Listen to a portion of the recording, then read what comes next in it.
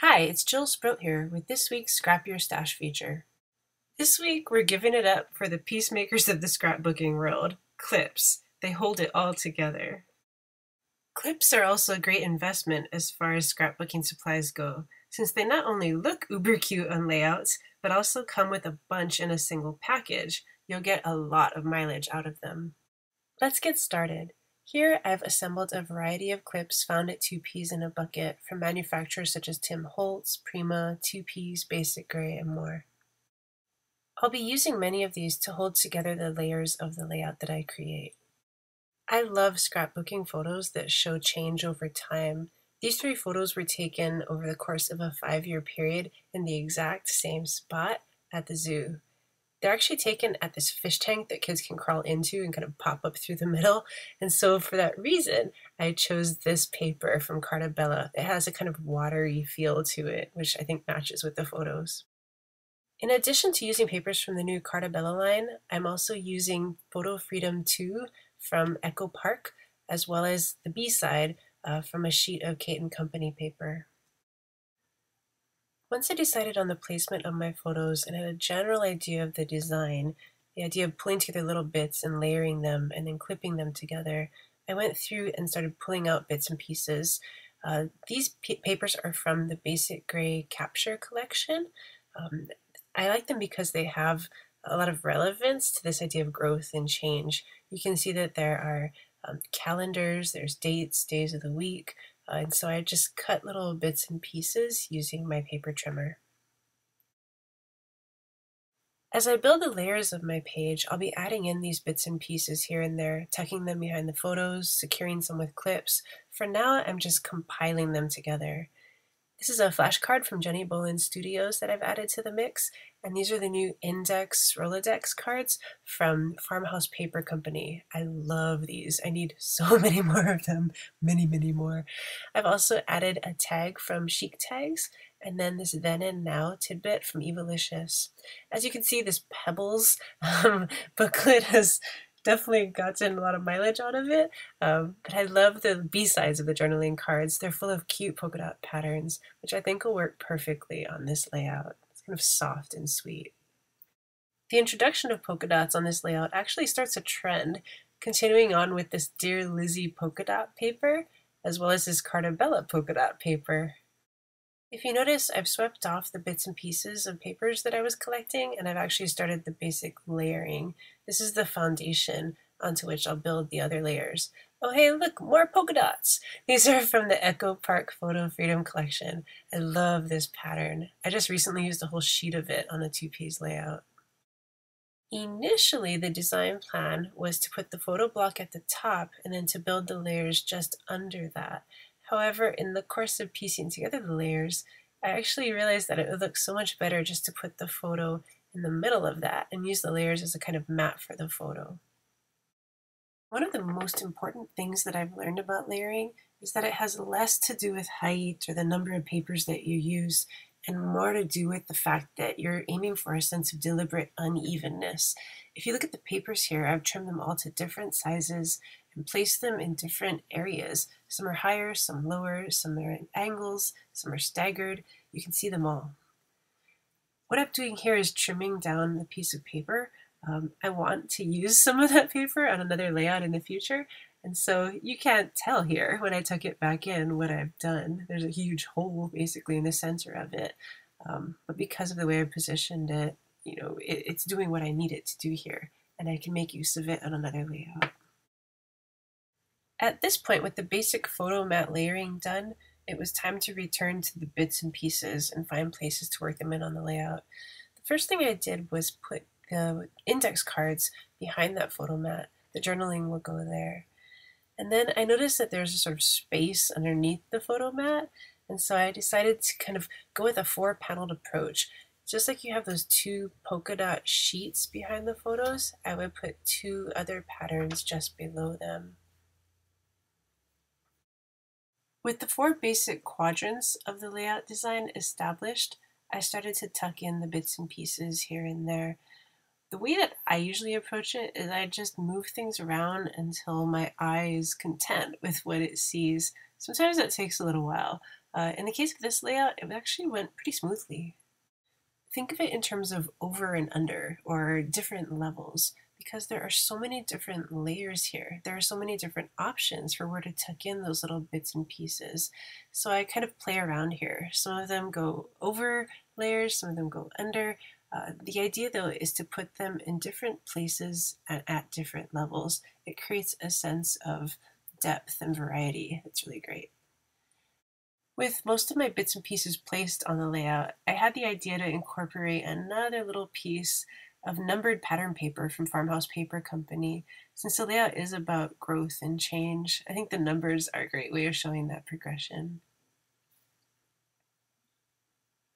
Then it was time to bring out the clips. I started with the number clips, 1 and 3. If you notice, 2 is missing because I'd already used it on a different layout. So I used a substitute, a wood veneer piece, which I colored with a red paint dauber. And then 1, 2, and 3 correspond to the photos that you see here. Because the layout is trying to emphasize this change over time, I thought that 1, 2, and 3 in the order would actually work perfectly in that respect.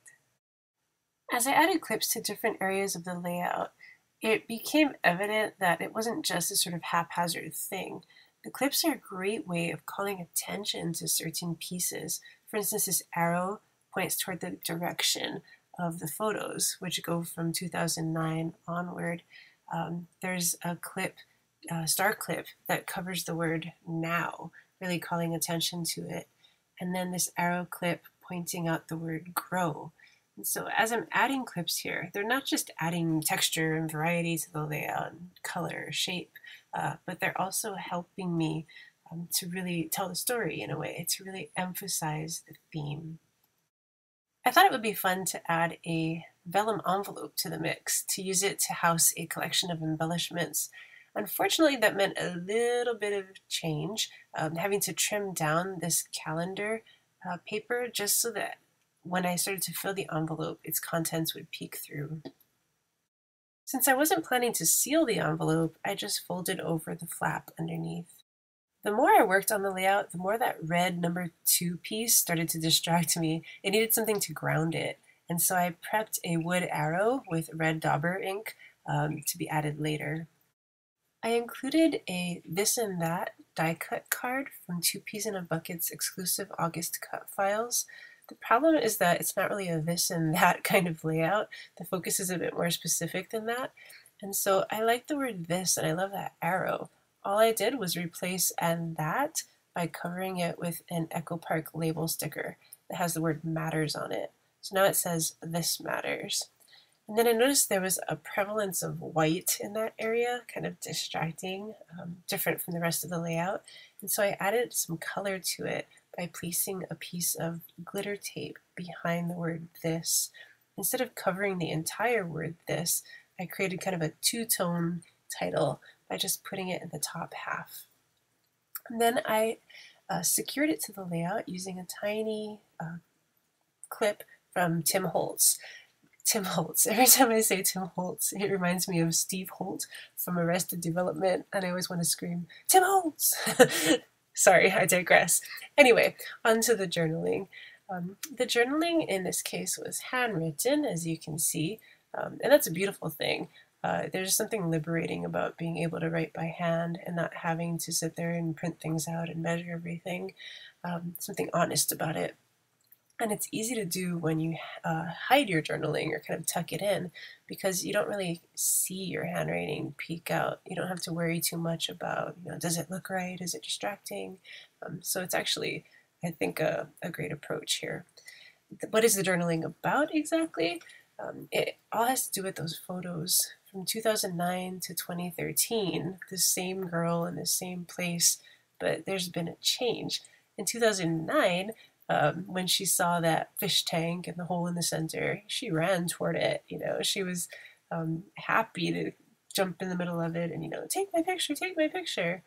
But if you look at the third picture, this was taken just a few weeks ago, here she is. She didn't exactly, jump on her hands and knees and crawl into the fish tank happily. She did it, but it was more to placate her mom. She was kind of self-conscious about it. And that, in just 5 years' time, is a really significant change, to go from that wide-eyed little girl full of wonder to a teenager who's becoming a little more jaded.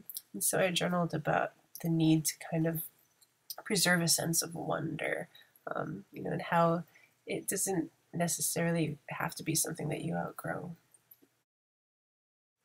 After finishing my journaling, I added a few more clips here and there to the layout, and then I turned my attention toward filling that vellum envelope. It's a really simple approach. I didn't want to overcrowd it or pack it with things, but I did want to work in a bit more color there. And so I added some polka dot paper, surprise, surprise, and then I worked in a little accent sticker, a pie chart sticker from Echo Park. Although the clips themselves are perfectly fine holding together the layers of the layout, I do have a machine stitching compulsion that I can't deny, and so I had to add some stitching here and there. It's tricky with clips on the page, but I just aimed for areas that didn't have any metal or any layers that I would have to pull out, like the journaling. To reinforce the then and now aspect of the page, I used two different date stamps to stamp 2009 and 2013. The addition of an arrow stamp from Lawn Fawn also reinforces this idea of change over time. The final touches to the layout add a little more red to the mix, including a red Z crepe paper monogram and the red arrow that I had inked earlier. And that's it, all done. So there you have it, lots of layers and lots of clips, keeping company together. Now it's your turn. Gather together clips in different sizes, shapes, and colors, and use them to hold together the layers of your layouts. Don't forget to share what you create at 2 Peas in a Bucket. Thanks for joining me for Scrap Your Stash.